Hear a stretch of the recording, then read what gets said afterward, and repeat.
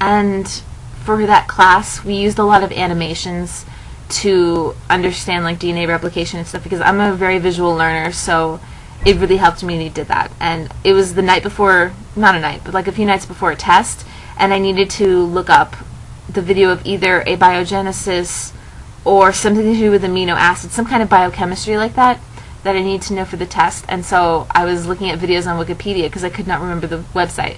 Like, oh, not Wikipedia. I was looking it up on YouTube because I thought maybe there would be some kind of animation on YouTube I can look at. And that's when I found CDK 007. And if you don't know CDK 007, there will be an annotation right there. And he had some good animations for abiogenesis. I think he had something about DNA, which is what I was looking for. But that's actually when I started understanding the mechanism of evolution more. I started watching more of his videos. And, I thought it was really cool because I knew evolution was true. I was just, not as informed on the processes itself. I didn't even learn the Hardy-Weinberg principle until the next year. But, so I was watching those videos. I thought those were really cool. And that's when I started watching his videos about abiogenesis, because I had heard the name, I heard some of the theories. I thought it was just something, it was like religion. You don't know, so let's make stuff up. Or let's think about the different options. I knew about the Miller-Urey experiment.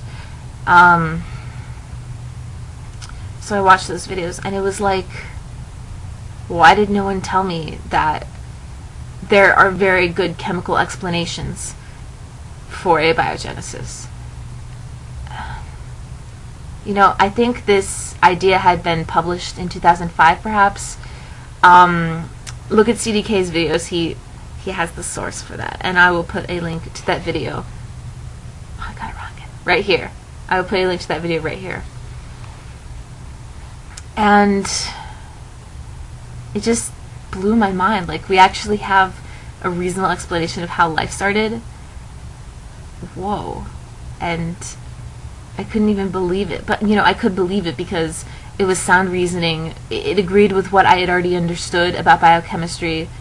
I didn't see any reason to deny it, And I did a little bit more research about that, and I found other videos from other users, and, it made sense.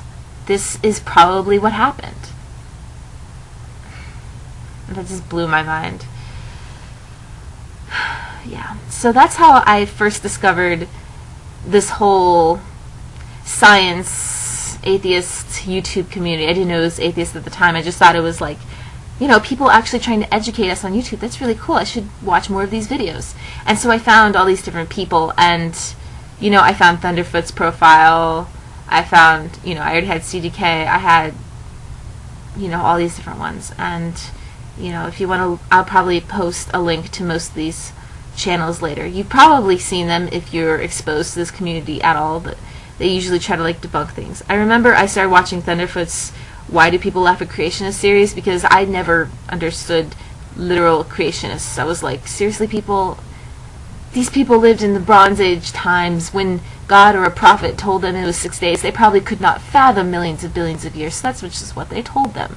That was my justification for Genesis. It was a metaphor. It was an exaggeration. It was, at one time I believed it was one of the theories for the formation of the moon is a large planet-sized object colliding with the Earth, and the spin-off eventually coalesced into the moon. And that is based, that has a lot of support from various geological studies, but that's a whole other thing. And I thought, maybe the Earth had a different rotation time, and maybe it literally was days, and, but that was billions of years ago or something. And, I actually thought that at one point. And when I'm pretending to be a Christian, because there's no other way to get around it for my own social sanity, I even bring that up, and people are like, yeah, oh my gosh, I never thought of it that way. Maybe I'll use that justification next time. God, I'm sorry. I'm sorry, world, for bringing more of that around.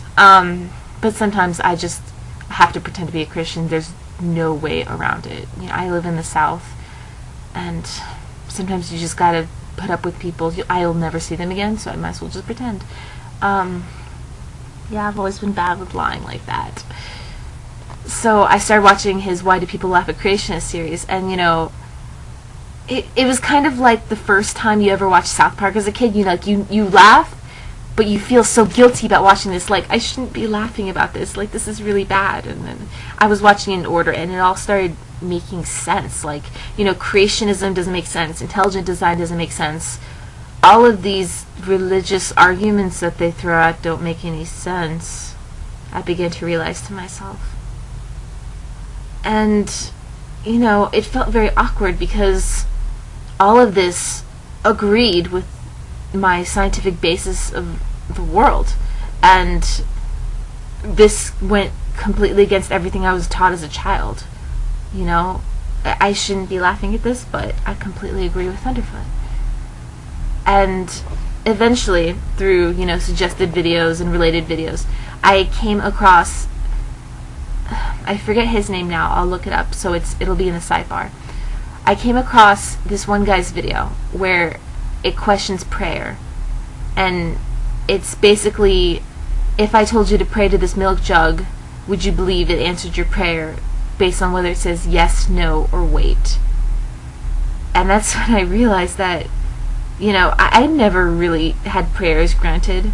Since as far back as I can remember, my prayers have always included, you know, feed the hungry, fix the world, world peace, you know, the big things. So it was like, you know, my life is pretty okay, I might as well pray for someone else.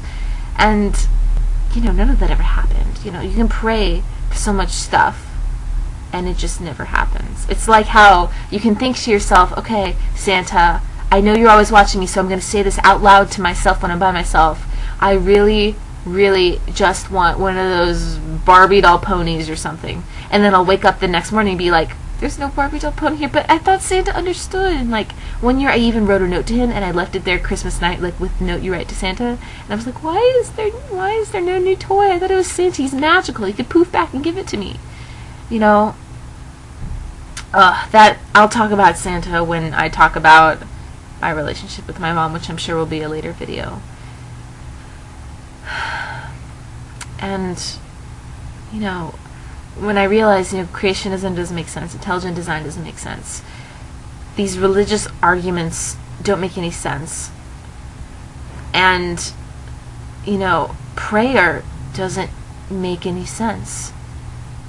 So I think at that point I was more of like a deist. It was too short of a time period to actually label it, but that's what you would call it.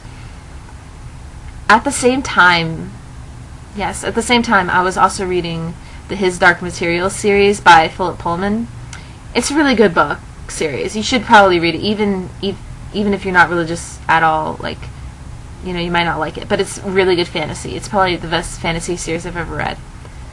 I don't know what you consider Harry Potter, but no, it's still the best fantasy series I've ever read.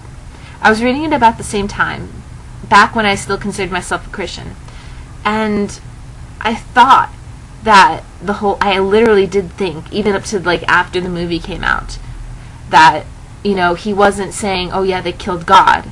No, I thought, no, they killed God's imposter. You know, these people are agnostic, they don't know if there's a God or not, but they killed the phony, you know, they killed the Antichrist, they killed the false prophet. You know, I don't understand why people are freaking out about this movie or this book.